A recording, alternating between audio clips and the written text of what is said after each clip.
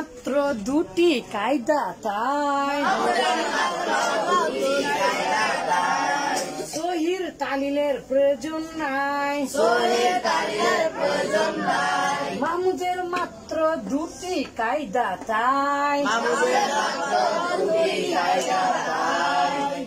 আমরা সহজে জানতে চাই নাকি বাংলার সাথে উপলব্ধি করে জানতে চাই? সহজে জানতে চাই না, উপলব্ধির সাথে জানতে চাই। সহজে জেনে যদি আপনি না বোঝেন তাহলে ওটা কি সহজ হবে? না। জানতে হবে উপলব্ধির সাথে, বুঝিয়ে বুঝে, তাতে যদি সহজ হয় হলো, আর না হলে কঠিন করে হলেও বুঝতে হবে, কঠিন করে হলেও বুঝতে হবে। আর সহজে পড়ে যদি না বুঝেন তাহলে হবে না। মানে মনে করেন গরু খোঁজা, গরু খোঁজা ভালো বাংলা হচ্ছে গবেষণা করা। তাহলে গবেষণা মানে হচ্ছে গরু খোঁজা, গবেষণা করা মানে কি? তো যারা গবেষণা করে তারা গরু খোঁজে? হ্যাঁ, যারা গবেষণা করে তারা কি গরু খোঁজে? যারা গবেষণা করে তারা কি করে না? গরু খোঁজে না, বরং জ্ঞান অন্বেষণ করে। ঠিক আছে, বলে সাথেই যাই না কোলের বাইনা, বলে সাথেই যাই না কোলের বাইনা, সাথে নিয়ে যাব না, বলছে কোলে চড়বো। ঠিক আছে, তো আমরা শিখতে চাই অল্প কথায়, বলে আমরা শিখতে চাই অল্প কথায়, কি করে? বুঝে বুঝে। বই পুস্তকে তো অনেক কথা আছে, দেখেন আমি যে বইটা লিখেছি সেখানে অল্প কথায় এরকম ভাষা ব্যবহার করে অল্প কথায় বোঝানোর চেষ্টা করেছে। কারণ কি জানেন? বলে পায় না পচাপুটি মাঙ্গে চাই গোস্ত রুটি, পায় না পচাপুটি মাঙ্গে, যখন পচাপুটি পাই না কিন্তু বলে দে তো আনা গোস্ত দে, তাই না? তো আসলে ব্যাপারটা হচ্ছে আমরা বই পুস্তকে দেখছি 4টা কায়দা, কিন্তু আমি কি বলেছি? সহির তালিলের প্রয়োজন নাই, তাহলে 2টা কায়দাতে মাহমুদের পাঞ্জিগান্স বলেন, ইলমুসিগা বলেন, আর যত যা আছে, যত কায়দায় বের করুক না কেন, এই 2 কায়দার মধ্য দিয়ে যেতে হবে। আর আমরা তাহলে এখন কি পড়বো বাবারা? মাহমুদের রূপান্তর সহির মতো, বইয়ে লেখা আছে, তাই না? তাহলে মাহমুদের রূপান্তর সহির মতো, তার মানে কি? সহির রূপান্তরের প্রয়োজন নাই। কেন প্রয়োজন নাই বাবা? সহির উচ্চারণ সহজ হয়। সন্ধি কেন করি? যখন উচ্চারণে কঠিন হয়। তাহলে সহির পরে আরেকটু কঠিন, তার নাম কি? মাহমুদ। মাহমুদের চাইতে আরো কঠিন, তার নাম কি? মুতাল। আর মুতাল সবচাইতে ঝগড়াটে দেশ, তাই না? এখানে জাতীয়তা। আর মুজাফ আরো ভিড়, জনাকীর্ণ, উচ্চারণে আরো কঠিন। তাহলে আমরা আজকে থেকে শুরু করছি মাহমুদের রূপান্তর বা মাহমুদের তালিল। মাহমুদের রূপান্তর বা মাহমুদের তালিল।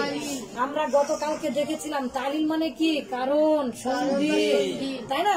তারপরে আমরা দেখেছিলাম কায়দা, পৃথিবীর সকল কায়দার আসল শত্রু বা আসল কায়দার নাম কি?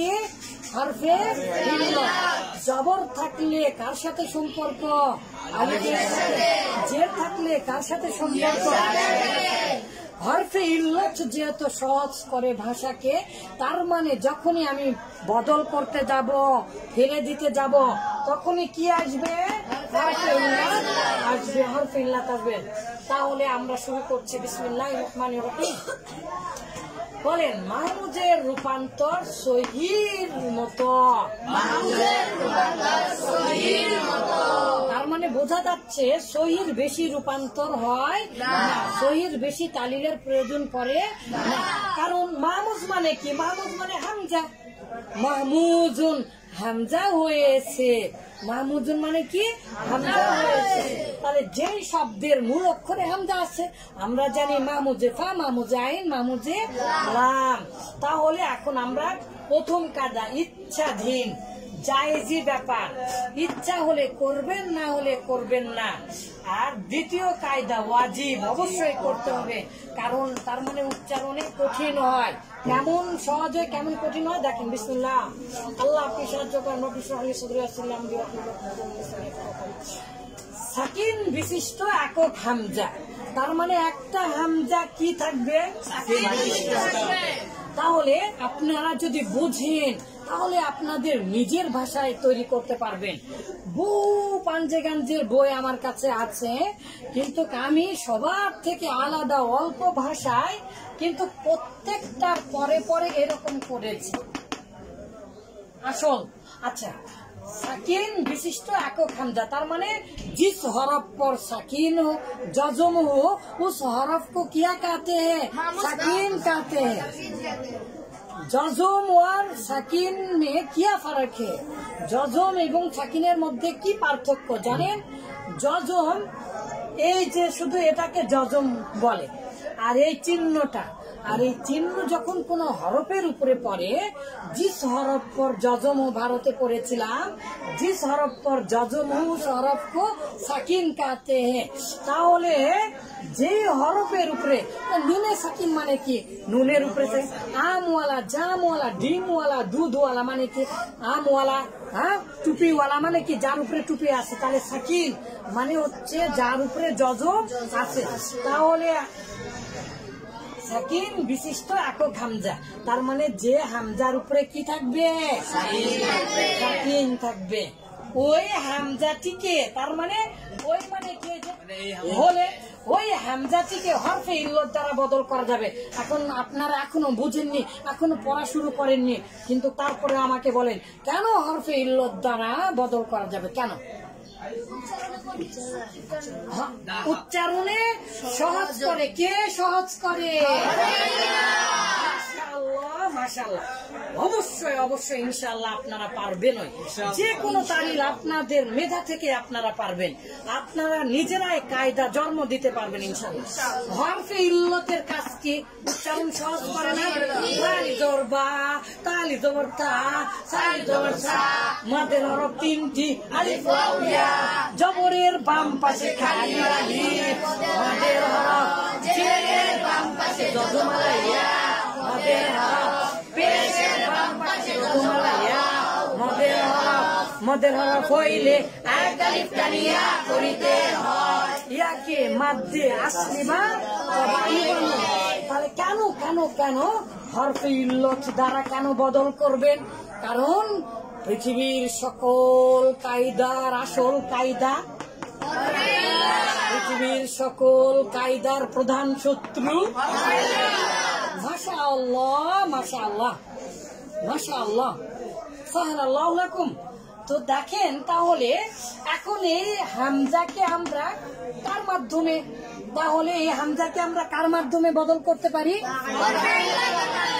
তার মানে তখন আর হামজা থাকবে না। এখন হরফে ইল্লত কিভাবে করব আমরা তো আগেই জানি। যদি আগে জবর থাকে তাহলে আলিফ, যদি আগে জের থাকে, যদি আগে পেশ থাকে তারা। দেখেন তো অনেকগুলো কায়দা, এই যে এখানে 4 ধরনের কায়দা এর মধ্যে লুকিয়ে আছে। এখানে আপনারা কি দেখতে পাচ্ছেন? একটা হামজা দেখতে পাচ্ছেন না? আর এক হামজার উপরে কি আছে? তাহলে যদি এক হামজার উপরে সাকিন থাকে তাহলে আমরা কিভাবে পড়তে পারবো? পূর্বের অক্ষরের হরকত অনুযায়ী। তাহলে পূর্বাক্ষরের হরকত অনুযায়ী ওই হামজাটিকে বদল করা যাবে হরফে ইল্লতের সাথে। তাহলে এখন আমরা এটা হামজাতে রাখছুন, একটু কঠিন হচ্ছে। হামজার উপরে জজম থাকিলে ধাক্কা মারিয়া পড়িতে হয়। বা আলিফ জবর বা, তা আলিফ জবর তা, না হলো না। বা আলিফ জবর বা বললে কিন্তু হবে না। আমাদের উস্তাদ জি এভাবে পড়িয়েছিলেন, বলে বা আলিফ জবর বা, আসলে ভুল। তখন কারণ আলিফ কখন হামজা হয়? যখন হরকত হবে। তাহলে বা হামজা জবর বা, যখন হরকত হবে, যখন সাকিন হবে, তখন আলিফটা হামজা হয়ে যাবে। যাই হোক, তাহলে এখন আমরা রাসুন বলতে পারবো। কারণ কি? কারণ হচ্ছে এই আলিফের আগে আমরা কি দেখতে পেলাম? জবর। আর জবর চাই, তারপরে আলিফ হোক, আলিফ সাকিন হোক, জবর চাই, আলিফ হ, আলিফ হ, আলিফ হ, তাহলে উচ্চারণে সহজ হবে। রাসুন সহজ হলো। আর যদি বলেন রাসুন, কঠিন হচ্ছে। আর যেখানেই কঠিন হবে সেখানে আমরা তালিল করব। সেখানে কি করব? এইবারে দেখেন বিরুন, এইবারে কি? তাহলে এখন আমরা হামজার উপরে সাকিন দেখতে পাচ্ছি, তার আগে আবার জের দেখতে পাচ্ছি। তার মানে এই হামজাকে আমরা তাহলে বিরুন, তাহলে বিরুন সহজ হলো আর বিরুন কঠিন হলো। এটা জায়েজ। আখদা ইয়াখুযু, তাহলে ইয়াখুযু, খুজু আমরা বলতে পারবো। এখন মানুষেরা বলে না, আরবিরা, এটা একটু উচ্চারণ করতে সহজ হয়, কিন্তু এই যে দেখেন এটা কঠিন হয়। এটা কি হয়? কঠিন হয়। কোনটা কঠিন হয়?